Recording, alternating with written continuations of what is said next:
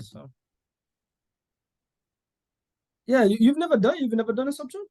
So I did one like 3 years ago, but it was like a subtail type thing, right? So we only had it for Okay. like 3 months. Like it Got it was a short term thing. got it. Um, but I've never done a long term one, and I know I've come across opportunities where I'm like, man, like if I felt really comfortable with this, it'd make sense for a subject too. But like I just didn't feel comfortable enough for it. So like I just like either send it to somebody else who does or push it away or whatever it is. Mm-hmm. So Gotcha. Okay, okay. So is so your fear is more so um not only the mechanics in the back end, but like the due on sale also, I'm assuming.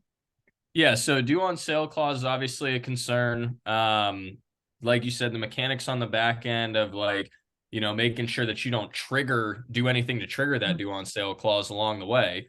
Mm-hmm. And then what's the benefit side to the seller? Obviously, like sometimes a subject to is the only way they can sell their Right, property for right, the amount they need to pay right, the mortgage off. right. But I know there's other benefits that are there.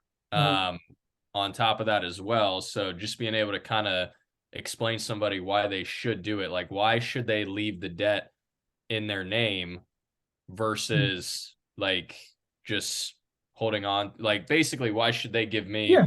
the deed to the property and keep the debt in their name? What's the benefit for them? You know? Absolutely. So it's crazy because that's the question you also get a lot from sellers itself. But Right. but the reality is, bro, like the number one source of sub two deals for us is pre-foreclosures. It's Okay. the sellers that are already in huge pain that they want you to take it, like they're begging you to take over the mortgage, right? Right. So it's not like they're super reluctant. Yes, they do have questions of, hey, what happens if you default? How does, because you have to, like, when you're doing subject to transactions, you have to educate the seller to avoid the due on sale being triggered in the back end because they need to know, hey, once we close on this, you cannot cancel the insurance and all, which are, I'm going to go through those details, but those are Yeah. the things that trigger the due on sale because some people they do the acquisition and then they don't educate their seller as far as how the mechanics work. So the seller is on the same page and understand, Yep. hey, we have to be on the same team here. Don't do nothing, let me do everything, right?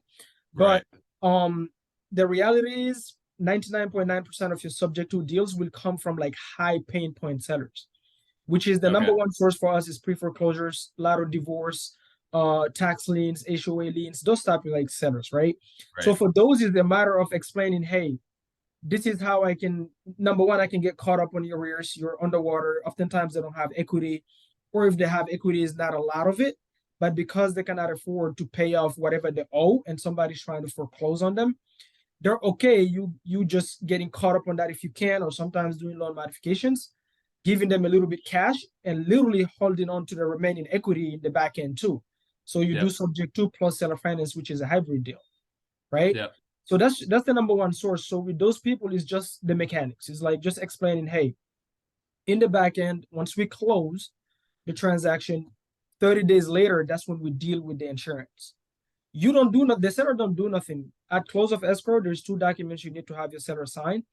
And that's why most people they use also a transaction coordinator that understands creative finance, right? Because you and I both know, like I'm too busy being an acquisition and a visionary. I don't have time for paperwork.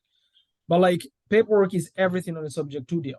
Right. So at close of escrow, not only they need to sign a limited power of attorney for you for the mortgage, but they need to sign also a limited power of attorney and disclosures for the insurance as Okay. well. So that allow you to go in, talk to the bank, and do whatever you want, right? They have to Yep. give you their login. Most people have online logins for their mortgage. Soon as you close, you log in and you change all the information, the mailing address, contact information, all of that. So if the bank need to call somebody, they call you. And you never touch the insurance before at least 30 days went by after close. Okay. And what people do wrong, and then they have the do on sale call on them, there's only two ways that the due on seller will be called on you. Is either one, you're not paying the mortgage on time. When I say on time, when subject to transaction, your monthly payment should be on the first, should be already with the lender Right. because they're subject to, right? So you don't want them to look into anything, right? Even though like most of them, by the way, that happened to me, the due on sale, it was to handle it was that quick. Wells Fargo. I bought a property subject to after close of escrow, the seller passed away. Then I learned that when we closed escrow, he wasn't married. He got married right after we closed escrow. So his new wife was his girlfriend at the time I bought the property, and she's not on deed, she's not on title, she's not on the mortgage. Okay. Right. But because she knew he sold me the property subject to, she tried to blackmail me and ask me for money. So she's like, hey, I'm gonna call the bank unless you give me money, right? Which she did, Yeah. by the way. She did. She called the bank. She triggered East Wells Fargo. She triggered something where they started looking into it. So they contacted me. I said, yeah, we bought the property subject to. We got caught up. The guy was behind on his payments. He was behind 3 months on his mortgage. Gave him, I remember, I think $5,000 at close of escrow. Then we took over the mortgage. Okay, and I wrapped that property. I financed it to homestead buyer. I told Wells Fargo, yeah, we bought it subject to, and we've been making the payments on time, which you guys know because you receive the check every single month. And we went through a title company, and yes, we do own the property. Uh, like, how do you want us to handle this? Because I'm not giving her a penny. Right. Because she wasn't on deed and title, and she cannot include this property on the probate process because we already bought it, we own it, right? Yeah.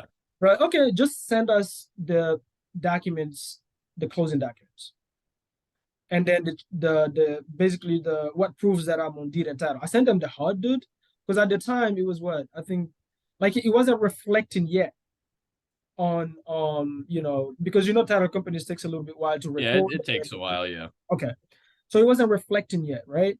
So I said no problem. I sent them everything, bro. Like, okay, good. Just keep making the payments on time. And that was it, right? Now, Nice. could they have pushed for the do on sell? They could have, but remember, the banks, what business are they? Right.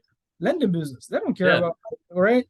So for them, but let's say hypothetically, even if they had decided, to be honest, like to push for the do and sell. So if the seller is alive, I can just deed the property back to the seller, and the next minute I'll buy it on an agreement for sale. So I leave the deed and title, I buy it sub two, but I don't transfer it. And that's Yeah. it. The do and sell is gone. But the reality is you can buy a property and then the seller can get abducted by aliens. So that strategy doesn't always work. Yeah. Right. Right. So the only other way, there is companies out here, bro, that actually at close of escrow, you can pay is insurance companies. You can And pay them. I've insurance for used the them. due on sale clause. Yeah, I've used them only once Okay.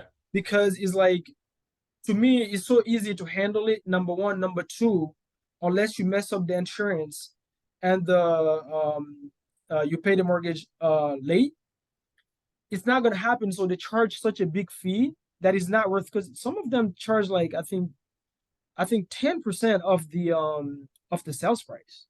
Oh, wow. You know what I'm saying? So it's like, bro, I'm not willing to do that just because. So is the paperwork and then also the way you close. Like for example, right now, you and I know that right now interest rates is so high that properties are not selling, right? Right. So right now it is risky to close on a subject to deal the way I would do it in a good market. Meaning, if you're closing on a subject to deal right now, it's better to close on a trust. Okay, you close on a trust, so you make it seem like the seller just took the property and transfer it into a trust. So you create a trust, and the trust is taking the deed over to the property. Exactly. Yeah. Okay. The closing attorney do it. You don't. Right. Yeah. Yeah. But because what happens is because the interest rate keeps hiking, some banks is gonna start looking into which loans have been transferred that now they're losing money because the existing loan is at 3.5%, but Yeah. now And they then go could get get 9, six. 10%. So they will start maybe screening and looking. But if even then, like it's not something we panic about. Number two, even if somebody wanted to call do on sell on you, people think it takes 2 days. It takes them a long time to foreclose. So you have the time to refinance, sell it, wrap it, do whatever you like. You have the time to find a solution. Now, real quick, when you say wrap it, what do you mean by that? So wrapping is I take over the property, I take it over subject to, right?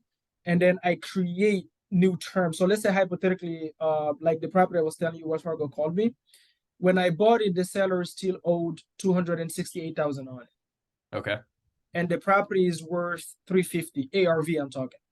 Yeah. But I bought it, I didn't fix it, I wrapped it as is, okay? So I bought it at 268. His underlying debt was 3 point some change. It was a VA loan. Okay. So what I did is I found a homestead buyer, a guy that owned a dealership. Like he flipped cars, Okay. looking to get into home ownership. He has the money, he just don't have credit. He don't have good credit. So you're So doing like almost like a lease to own type option, basically. yeah, but wrap is very different from lease to own, because Okay. lease to own is the person have a lease and an option to buy, right? But Yeah. number one, you don't transfer deed and title on their name. Number two, you still a landlord, Okay. right? If there is anything that need to be fixed, you have to fix it as a landlord. In most states, certain Yeah. states you don't have to own a lease option, but still. And then on top of that, their monthly payment on a lease option doesn't go towards the purchase unless you set it up that way. But oftentimes they just have an option price that is locked in for 5 years, and they buy it at that price in 5 years, but their monthly payment is still just rent. Right. On a wrap though is different. So I have my terms 268 on the underlying debt with Wells Yeah. Fargo, 3.5%. And then I market it at, I sold it for 299.99. Okay. Okay. And the guy gave me 30,000 down payment. That was, I think, roughly 10% or so. He gave me a $30,000 down payment. So he covered all my costs as far as like closing costs and all of that. I came out with Yeah. like more money. And then I financed it to him at 9% for 5 years. Just financing that $30,000 gap, basically. Exactly. So I created my own Okay. terms, and it's very literal. I created my own terms and I wrapped it on top of Wells Fargo terms. Yep. Okay. And I then I'm see. making So the you're difference. you're essentially doing it's like a subject to Yeah, wrapped you're around with an creating, owner yeah, financing deal for that you the created. amount. Yeah. Yeah. Okay. All So right, you're dude, that's basically sick. creating a mortgage yourself, Wow. and you Yeah. become the bank on that. The good thing about that one, though, Brandon, is you have zero landlord liability. Is their property. If the Right. toilet leaks, if anything happens, they deal with it. So Secondly, does the deed get transferred to them also? you can decide to transfer it or you don't. Now, Okay. here's two scenarios. If you transfer it, you can ask them a higher down payment. Most people won't give you 30, 40, 50,000 down and then have you keep the title and deed. Okay. They would want the deed and title so they feel like the house is theirs, right? Right. But if you ask a little bit less, then you can decide, hey, I'm gonna do it an agreement for sale. So I'm gonna finance it to you an agreement for sale. Why? Because maybe you need the tax benefits. Because when you transfer deed and title, you lose the tax benefits. Yeah. That's the only difference, right? But you can do it both ways. We've done it both ways. Oftentimes, personally, because it's not like I'm making billions a month, dude, I just have the deed and title. They're a little bit more motivated to pay me out sooner, and I can charge them more on the monthly basis. And the thing is, my cash flow is also net because I have zero expense. Right. Yeah. It's pure Right. And then I net pay income. Yeah. myself also a wholesale assignment up front with the down payment. Okay. Right. Right. So if their down payment's like 10 grand, that's your assignment fee basically. And then you start getting interest on that remaining balance that's there Right. with your So terms that you have so set for up. example, this one he gave me it was $35,000. Closing costs costed me $10,000. I paid the 10 and I was left with 25,000 to my pockets. Nice. And then I financed the rest. So that's what a wrap is.